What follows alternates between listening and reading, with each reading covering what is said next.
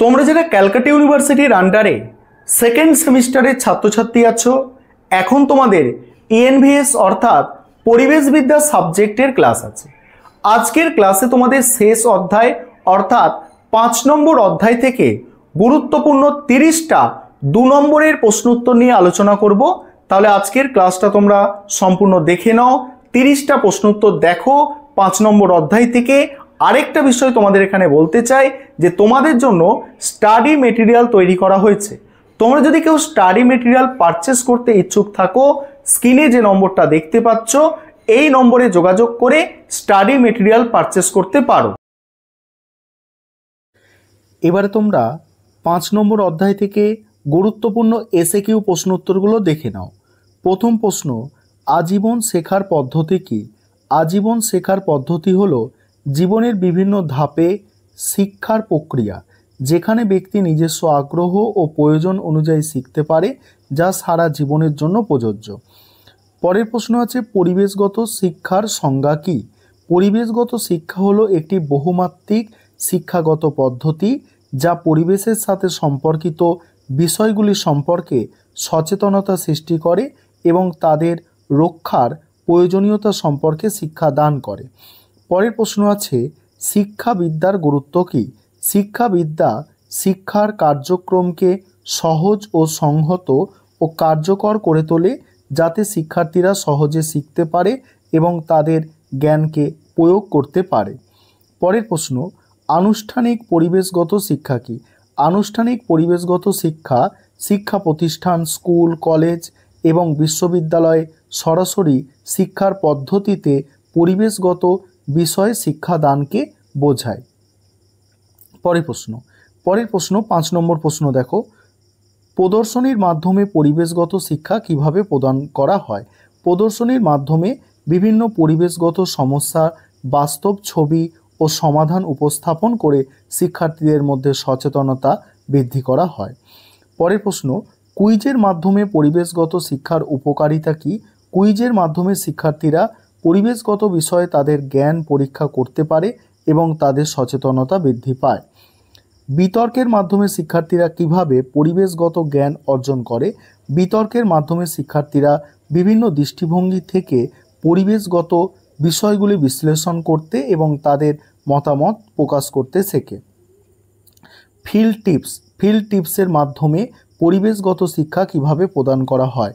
Field টিপসের মাধ্যমে শিক্ষার্থীরা প্রকৃত পরিবেশের সাথে সরাসরি পরিচিত হয়ে পরিবেশগত সমস্যার সমাধান সম্পর্কে জ্ঞান লাভ করে।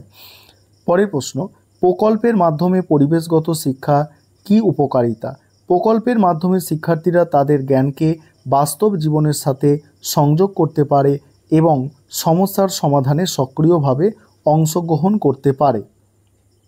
পরের প্রশ্ন, পোস্টার উপস্থাপনার মাধ্যমে পরিবেশগত সচেতনতা কিভাবে বৃদ্ধি পায়? পোস্টার উপস্থাপনার মাধ্যমে বিভিন্ন পরিবেশগত সমস্যা ভিজুয়াল উপস্থাপন করে সচেতনতা বাড়ানো সম্ভব। পরের প্রশ্ন, সেমিনারের মাধ্যমে পরিবেশগত শিক্ষা কিভাবে প্রদান করা হয়? সেমিনারের মাধ্যমে পরিবেশগত বিশেষজ্ঞরা তাদের জ্ঞান ও অভিজ্ঞতা শেয়ার করেন, যা শিক্ষার্থীদের নতুন তথ্য ও ধারণা প্রদান করে। ইকো ক্লাবের ভূমিকা কী? ইকো ক্লাব শিক্ষার্থীদের পরিবেশ সংরক্ষণে সক্রিয়ভাবে অংশগ্রহণের সুযোগ করে দেয় এবং তাদের মধ্যে পরিবেশগত নেতৃত্বের গুণাবলী তৈরি করে। পরের প্রশ্ন, এনজিওগুলি পরিবেশগত শিক্ষায় ভূমিকা কী? এনজিওগুলি পরিবেশগত সচেতনতা বৃদ্ধি, প্রশিক্ষণ কর্মসূচি এবং স্থানীয় কমিউনিটিতে পরিবেশগত কার্যক্রম বাস্তবায়নের মাধ্যমে শিক্ষার প্রসার ঘটায়। পরের প্রশ্ন আছে, সরকারি প্রতিষ্ঠানগুলি পরিবেশগত সংরক্ষণের ভূমিকা কী?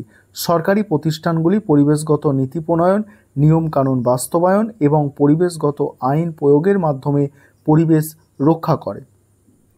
তারপরে প্রশ্ন, এনজিও ও সরকারি প্রতিষ্ঠান কিভাবে একসাথে কাজ করে?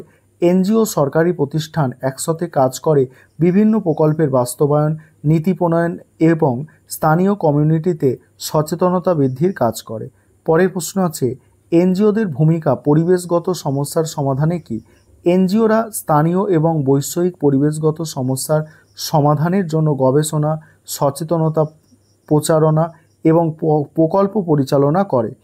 পরের প্রশ্ন, পরিবেশগত পরিবেশ সংরক্ষণে সরকারি ও বেসরকারি সংস্থার যৌথ উদ্যোগের উদাহরণ দাও। দেখো, গঙ্গার পুনরুদ্ধার প্রকল্পের মতো প্রকল্পগুলি সরকারি ও বেসরকারি সংস্থার যৌথ উদ্যোগে পরিবেশগত সংরক্ষণের ভূমিকা রাখে। পরের প্রশ্ন, সরকারি উদ্যোগগুলি পরিবেশগত শিক্ষায় ভূমিকা কী? সরকারি উদ্যোগগুলি পরিবেশগত শিক্ষার প্রসারে বিভিন্ন প্রকল্প কর্মসূচি পরিচালনা, যেমন স্কিল ডেভেলপমেন্ট প্রোগ্রাম। পরের প্রশ্ন আছে, তথ্য প্রযুক্তির মাধ্যমে পরিবেশগত সচেতনতা বৃদ্ধি কিভাবে সম্ভব? তথ্য প্রযুক্তির মাধ্যমে। অ্যান্সারটা দেখো, তথ্য প্রযুক্তির মাধ্যমে সামাজিক মাধ্যম, ওয়েবসাইট, অ্যাপ্লিকেশন এবং অনলাইন প্ল্যাটফর্ম ব্যবহার করে পরিবেশগত সচেতনতা বাড়ানো সম্ভব। প্রিন্ট মিডিয়া পরিবেশগত শিক্ষার ভূমিকা কী? প্রিন্ট মিডিয়া যেমন সংবাদপত্র, ম্যাগাজিন এবং বই পরিবেশগত বিষয়ে নিবন্ধ ও গবেষণা প্রকাশের মাধ্যমে জনসচেতনতা বৃদ্ধি করে। পরের প্রশ্ন আছে, ইলেকট্রনিক মিডিয়ার মাধ্যমে পরিবেশগত শিক্ষা কিভাবে প্রদান করা হয়? ইলেকট্রনিক মিডিয়া যেমন টেলিভিশন, রেডিও এবং অনলাইন প্ল্যাটফর্ম পরিবেশগত বিষয়ে ডকুমেন্টারি, খবর এবং বিশেষ অনুষ্ঠান প্রচার করে। তারপরের প্রশ্ন, সামাজিক মাধ্যম পরিবেশগত শিক্ষায় কিভাবে সহায়ক? সামাজিক মাধ্যম যেমন ফেসবুক, টুইটার, ইনস্টাগ্রাম পরিবেশগত সচেতনতা বৃদ্ধির জন্য কার্যকারী প্ল্যাটফর্ম, যেখানে প্রচুর মানুষ সহজে তথ্য পেতে পারে। পরের প্রশ্ন আছে, পরিবেশগত গবেষণায় তথ্য প্রযুক্তির অবদান কী?